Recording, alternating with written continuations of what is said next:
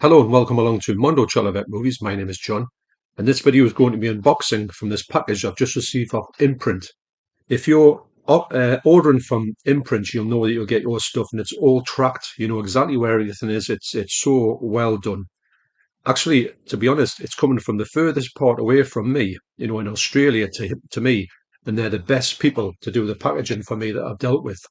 Forget Amazon, it's just down the road. These are the boys. So yeah, so let's get into this. Nurse Scalpel, thank you very much. One of these movies in here I'm really excited to see. It's an absolute classic. It never gets talked about. And I hope, well, I'm saying never gets talked about. Maybe it's been kind of half cancelled. I hope it's not, but I think it's a very important movie with some amazing. If you talk about people doing amazing performances, this is one of my top 10 performances. Now I haven't seen this movie for a long time. I think the last time I saw it was on TV, and I thought, what's all this about?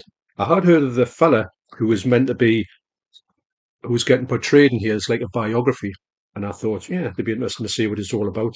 Well, what a blast I had with this movie! So there you go. Can't argue with that. Really well packed. And these days, when you see things that are packed in, the most outlandish ways, it makes you, respect these more. So there's two movies in here. So first up is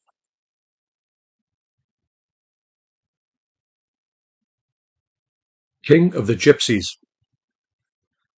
Now this movie it's quite an old movie. I remember the reason why I got this one was because it's got a great cast in here. It's starring Sterling Hayden, who was in two of Stanley Kubrick's movies. Got Shelley Winters, who was in a Stanley Kubrick film. Susan Sarandon, Judd Hirsch, Brooke Shields, Annette O'Toole, and Annie Potts. Introducing Eric Roberts. I mean, this is a stellar cast. Now, I have heard of this movie. I don't know anything more than that. I just saw the cast and I thought, with a cast like that, this movie's from 1978. In the criminal and violent world of modern-day gypsies based in the New York City, their king, Zarko Stefanowitz, passes his leadership to his unwilling grandson, leaving his skipped father resentful. Mm. Look, these slip boxes are amazing from Imprint, I've got to say. So what I'll do is I will go through these ones, I will check them out, see what the quality is like, and I will also be watching these movies. So at the end of this movie, well, at the end of this video, you will see my thoughts on these movies. And the reason why I'm doing that is because I want to give you a full sort of idea what these are about, rather than just saying, hey, look at these ones and not telling you anything about the movie. Because at this time, I don't think I've seen this one. It's got a great cover as well. I'm just really excited to see it for this cast, especially from 1978. Eric Roberts. Amazing addition. Really excited to check this one out. This sticker does come off, which I will be taking off. Also, I'll show you a little bit about what this looks like inside. I'll be interested to see what this movie is all about. So that's King of the Gypsies. So the other movie on here is, and this is the one when I saw it, I thought I've got to see this one. Because like I say, I saw this way back when, really enjoyed it. And it's a movie that personally I've never ever seen shown again. Anyway, I've never actually seen it in buy, or I would have bought it. And it is Lenny. This movie is great. Dustin Hoffman plays Lenny Bruce, the comedian. Obviously, this sticker comes off. This is from 1976. I think it's in black and white, I believe. So I remember seeing this movie a long time ago, and I'm sure it's in black and white. Yeah, black and white. Maybe I thought it was because I was watching a black and white TV. Remember those days? When colour was like, what? Colour? Watching the snooker on a colour television. Now, this tells the true story of Lenny Bruce, the story of acerbic 1960s comic Lenny Bruce, whose groundbreaking, no-holds-barred style and social commentary was often deemed by the establishment as too obscene for the public.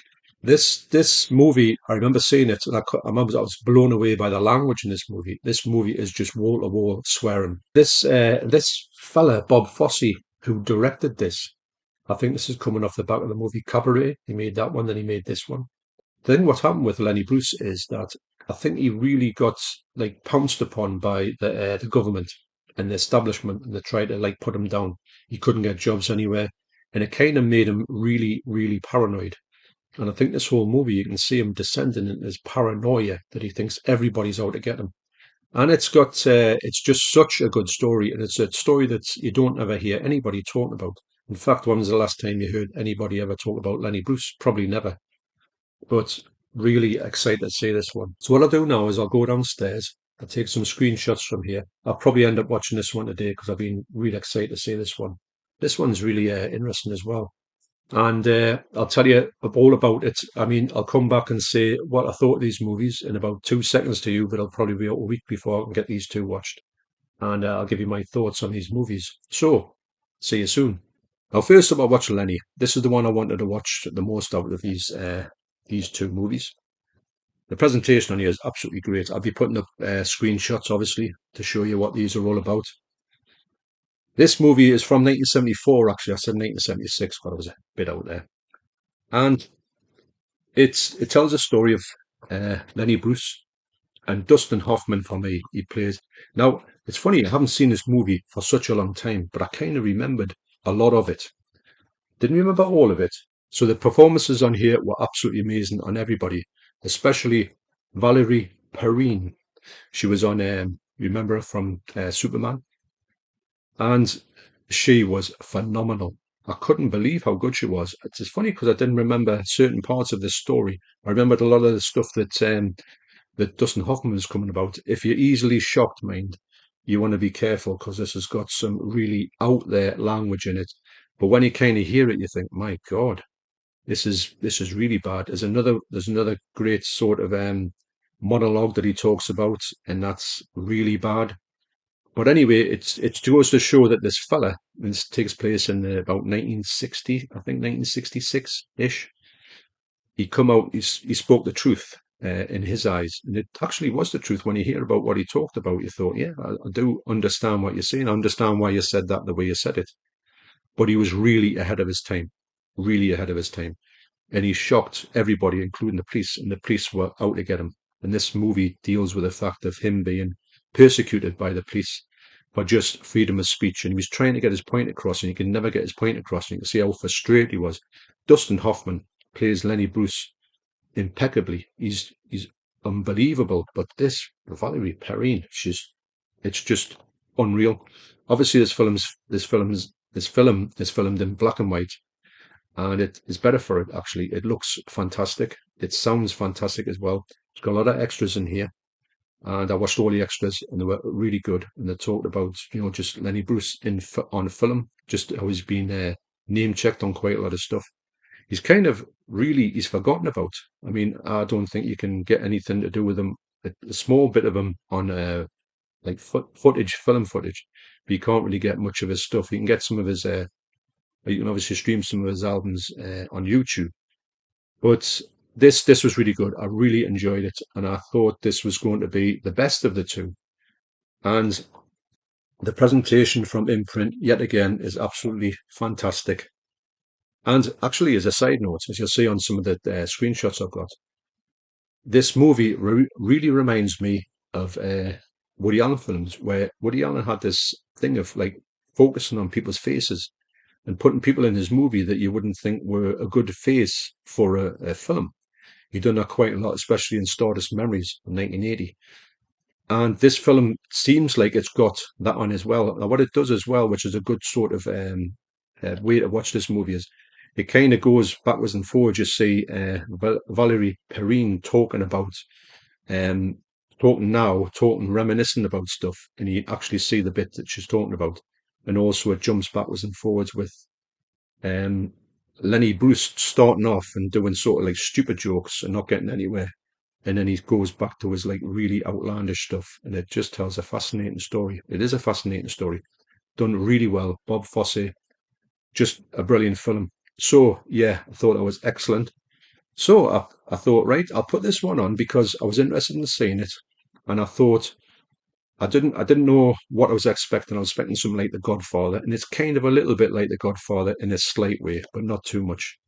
So I put this on, and it's got a great cast. And I was looking on Internet Movie Database, and it says that there's a lot of probably nominations, Oscar nominations to do with this. And I thought, yeah, that sounds all right. So I put it on, And I'd say for the first 10 minutes, I was thinking, where's this going? I didn't really understand it, but stick with it. This film, and I'm not just saying it, this film is literally one of the best films I've ever seen. I could not believe how invested I was in this movie. It is absolutely stunning. The performances, especially from Susan Sarandon and also Eric Roberts. Eric Roberts, this is his first movie. He is unreal in this movie. I've really never seen a performance like it. He's so believable as this king of the gypsies. Now, what happens is, without spoilers, this is him when he's younger. The Eric Roberts character, played by Matthew Laborto. Do you remember him from Little House on the Prairie? Yeah, he was in that one, wasn't he? It's got Brooke Shields in it as well. That's her young, and then she grows up to be Brooke Shields. Susan Sarandon, she's just so good because she plays all these like tricks.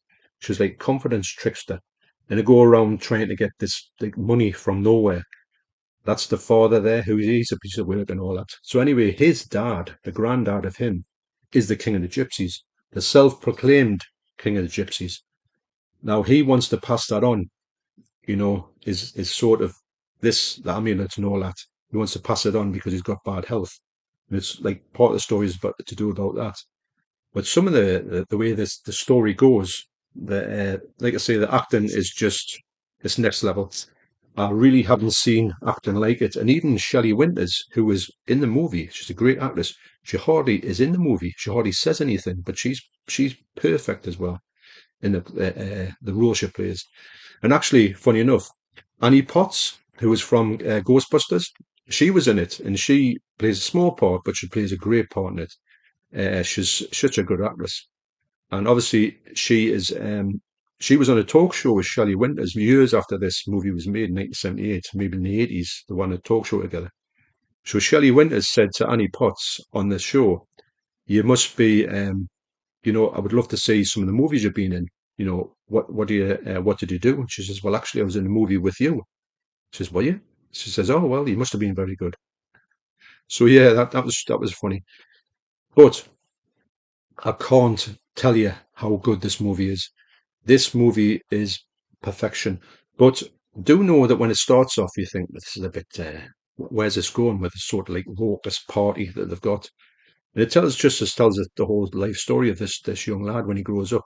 But Eric Roberts, his acting abilities on his first ever film role is quite stunning. And when you think about Eric Roberts, I thought I'll have a look and see what he's done after this. I know he's done a few things in the Doctor Who movie, wasn't he? Played the Master. But when you think to yourself, what's he done apart from this? Has he done much more? He's done 698 movies, which is unbelievable. So he's obviously going to be doing 700 soon. They're going to come out 700 movies. No, that's something that most people don't do. You think 200 is massive. So I don't know what the caliber of them are, but I do know that this Eric Roberts is kind of at this point. He is a fella that I just really want to check out more. I know he's done more movies now. We'll go actively seeking them out. In fact, I can't say that anybody was. I mean, the things that happen in this movie, they just get quite brutal and quite. It's got some really emotional scenes in it as well. It's got everything in it, and it's such a good. I'm so happy that I thought I'll give it a shot because it's not that I was on the fence with this movie. I just thought I think I like this one because it's like The Godfather. I thought it's not really like The Godfather, although it does tell you a story about their growing up, their sort of their family as a certain, but it's not really like The Godfather in that respect. But there's a lot more to it than actually. To be honest, I think I like this a lot more than The Godfather. Although I like The Godfather Part One and Two a lot, this one is by far the superior movie for me. And I do think if you think, well, the acting in Godfather is great, yes, it is. But this one is right up there. It's practically, if I think, when I look at it, I think it's probably one of the best acted movies I've ever seen in my life. It's just unbelievable. It's got a bit of a short interview with Eric Roberts from 1978, and he's talking in this video, and it does come across when he's on there. Not that you see this in his movies, or I've seen it in his movies. He comes across like quite shy, and actually, he sounds like he's got a stammer as well, which he kind of doesn't have in the movie, which I was quite surprised to see that he was stammering in this thing. He did say he was nervous in this interview, 1978. But anyway, I want to say that these two movies here, I knew this was going to be good. I'd seen this before, and it did live up to its um, my thoughts on it. But also, it did surprise me with the performances from, like I say, supporting actors. But his acting in here was just unreal. But there was loads of people in talking about Superman. His girlfriend from Superman 3, she's in this one as well. And she's skating on ice. She's quite a good ice skater as well. But yeah, like I say, when I watched this, I was going to watch it in two parts because I was like cutting time, for going to bed, and that. I just had to stay up and watch it. Could not get enough of this movie. Highly, highly recommended. And I do think that Imprint have done a really stupendous job with these two movies. Two kind of, when you think about it, obscure movie. This movie, I think, with the language in it, could not get made today. Uh, Actually, it must have raised some heads back in '74 when this came out. I don't know how well received it was, but I do know that it's quite next level with that. It had to be, because if they couldn't do that, couldn't tell a story of Lenny Bruce without putting this really controversial stuff in it. And this one here is just well, it's basically kind of like a perfect movie if you like that sort of thing. But highly, highly, highly recommended. Especially this movie. It's got everything going for it. So, thanks once again for watching. You take care, and I will see you in the next video. Cheers.